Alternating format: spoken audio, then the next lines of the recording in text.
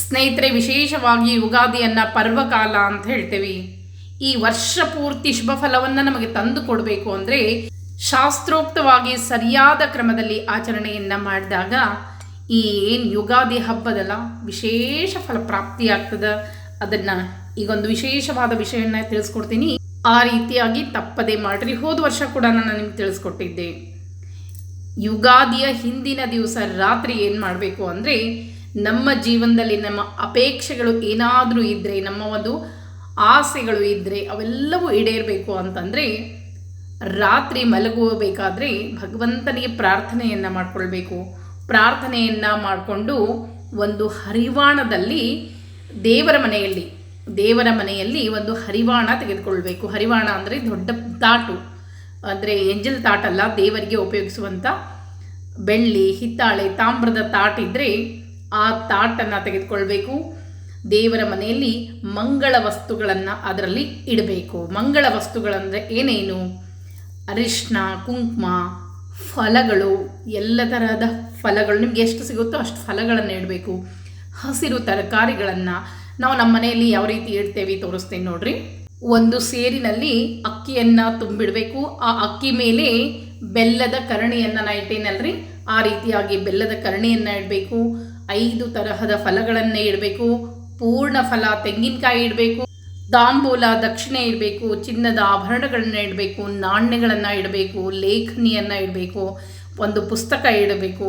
ದವಸ ಧಾನ್ಯಗಳನ್ನು ಒಂದು ಬಟ್ಲಲ್ಲಿ, ದವಸ ಧಾನ್ಯಗಳು ಅಂತಂದರೆ ಅಕ್ಕಿ, ಬೇಳೆ, ಎಲ್ಲ ತರಹದ ಬೇಳೆಗಳನ್ನು ಜೋಡಿಸಿ ಇಡಬೇಕು. ಅರಿಶಿನ ಕೊಂಬುಗಳನ್ನು ಇಡಬೇಕು. ಕಾಯಿ ಪಲ್ಯಗಳನ್ನು ಇಡಬೇಕು. ಹಣ್ಣುಗಳನ್ನು ಇಡಬೇಕು. ಇವನ್ನೆಲ್ಲ ಇಟ್ಟು ಒಂದು ಕನ್ನಡಿಯನ್ನು ನಾ ಇಟ್ಟೇನಲ್ಲ ನೋಡ್ರಿ ಚಿತ್ರದಲ್ಲಿ, ಅದು ಬಂಗಾರ, ಒಂದು ತಟ್ಟೆಯಲ್ಲಿ ಬಂಗಾರ ಬೆಳ್ಳಿಯನ್ನು ಇಡಬೇಕು. ಗಣಪತಿ ಮೂರ್ತಿ ಇದ್ದರೆ ಗಣಪತಿ ಮೂರ್ತಿಯನ್ನು ಇಡ್ರಿ. ಅವನ್ನೆಲ್ಲ ಹಿಂದಗಡೆ ಒಂದು ಕನ್ನಡಿಯನ್ನು ಇಡಬೇಕು. ಇದನ್ನು ನಾವು ಬೆಳಗ್ಗೆ ಏನು ಯುಗಾದಿ ದಿವಸ ಬೆಳಗ್ಗೆ ಬೇಗ ಎದ್ದು ಬರ್ತೀವಲ್ಲ, ಬಂದು ಭಗವಂತನನ್ನು ಪ್ರಾರ್ಥನೆಯನ್ನು ಮಾಡಿ ಈ ಮಂಗಳ ದ್ರವ್ಯಗಳನ್ನು ನೋಡಬೇಕು. ಕನ್ನಡಿಯಲ್ಲಿ ಆ ಕನ್ನಡಿಯೊಳಗೆ ನಮ್ಮ ಮುಖಗಳನ್ನು ನೋಡ್ಕೋಬೇಕು. ಭಗವಂತನಿಗೆ ನಮಸ್ಕಾರ ಮಾಡಿ ಆ ಕನ್ನಡಿಯಲ್ಲಿ ಮುಖವನ್ನು ನೋಡಿಕೊಂಡು ಆ ಎಲ್ಲ ಮಂಗಳ ವಸ್ತುಗಳನ್ನು ನೋಡೋದ್ರಿಂದ ವರ್ಷ ಪೂರ್ತಿ ನಮಗೆ ಮಂಗಳ ಉಂಟಾಗ್ತದೆ ಅಂಥೇಳಿ. 19ನೇ ತಾರೀಕಿನ ದಿವಸ ಹಬ್ಬ ಅದ, ಅಂದರೆ ಗುರುವಾರ ಹಬ್ಬದ ಅಂದ್ರೆ ಬುಧವಾರ ರಾತ್ರಿನೇ ಈ ರೀತಿಯಾಗಿ ಎಲ್ಲ ವಸ್ತುಗಳನ್ನು ಜೋಡಿಸಿ ಇಟ್ಟು ಮಲ್ಕೊಳ್ಬೇಕಾದ್ರೆ ರಾತ್ರಿ ಮಲ್ಕೊಳ್ಬೇಕಾದ್ರೆ ಎಲ್ಲ ವಸ್ತುಗಳನ್ನು ದೇವರ ಮನೆಯಲ್ಲಿ ಜೋಡಿಸಿ ಇಟ್ಟು ಮಲ್ಕೊಳ್ಬೇಕು. ಮುಂಜಾನೆ ಬಂದು ಆ ಎಲ್ಲ ದೇವರನ್ನು ಭಗವಂತ ನಮಸ್ಕಾರ ಮಾಡಿ ಆ ಎಲ್ಲ ವಸ್ತುಗಳನ್ನು ನೋಡಿ ಕನ್ನಡಿಯಲ್ಲಿ ಮುಖವನ್ನು ನೋಡ್ಕೊಳ್ಬೇಕು. ವರ್ಷ ಪೂರ್ತಿ ನಮಗೆ ಶುಭ ಫಲಗಳು ಪ್ರಾಪ್ತಿಯಾಗ್ತದೆ. ಸುಖ, ನೆಮ್ಮದಿ, ದವಸ ಧಾನ್ಯ ಎಲ್ಲವೂ ನಮಗೆ ಸಮೃದ್ಧಿಯನ್ನು ತಂದುಕೊಡ್ತದೆ. ಇದು ಪೂರ್ವದಲ್ಲಿ ಆಚರಣೆ ಮಾಡ್ತಾ ಇರುವಂಥ ಸಂಪ್ರದಾಯ. ಈಗ ಯಾರೂ ಅದನ್ನು ಮಾಡಲಿಕ್ಕೆ ಆಗೋದಿಲ್ಲ, ಎಲ್ಲವೂ ಮರೆತು ಹೋಗ್ತಾ ಇದೆ. ಅದಕ್ಕಾಗಿ ಈ ಸಂಪ್ರದಾಯಗಳು ಮರೆತು ಹೋಗಬಾರ್ದು.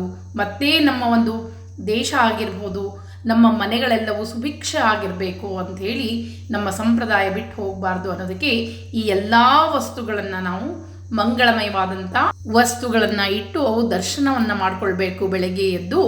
ನಂತರ ಬೆಳಗ್ಗೆ ಅದಕ್ಕೆ ಅರಿಶಿನ, ಕುಂಕುಮ, ಅಕ್ಷತೆಯನ್ನು ಸ್ನಾನ ಮಾಡ್ಕೊಂಡು ಬಂದು ದೇವ್ರ ಪೂಜೆ ಎಲ್ಲ ಆದಮೇಲೆ ಆ ವಸ್ತುಗಳಿಗೂ ಅರಿಶಿನ, ಕುಂಕುಮ, ಅಕ್ಷತೆಯನ್ನು ಏರಿಸಿ ನಂತರ ಮಾರನೇ ದಿವಸ ಎಲ್ಲ ವಸ್ತುಗಳನ್ನ ತೆಗೆದು ನೀವು ಮನೆಗೆ ಉಪಯೋಗಿಸ್ಬೇಕು. ಆ ಬೆಳ್ಳಿ, ಬಂಗಾರದ ಎಲ್ಲ ವಸ್ತುಗಳನ್ನು ನೀವು ಜೋಪಾನವಾಗಿ ಇಟ್ಕೊಳ್ಬೇಕು. ಈ ರೀತಿಯಾಗಿ ಆ ಹಬ್ಬವನ್ನು ಆಚರಣೆ ಏನಿರ್ತದಲ್ಲ ವಿಶೇಷವಾಗಿರ್ತದೆ. ಆ ರೀತಿ ಮಾಡಿದಾಗ ಎಲ್ಲ ಫಲಗಳು ನಮಗೆ ಪ್ರಾಪ್ತಿಯಾಗ್ತದೆ. ಇದು ವಿಶೇಷದ. ಇನ್ನೊಂದು ಸಲ ಹೇಳ್ತೀನಿ ನೋಡ್ರಿ. ಬುಧವಾರ ರಾತ್ರಿ ಎಲ್ಲ ರೆಡಿ ಮಾಡಿ ಇಟ್ಕೊಳ್ಬೇಕು.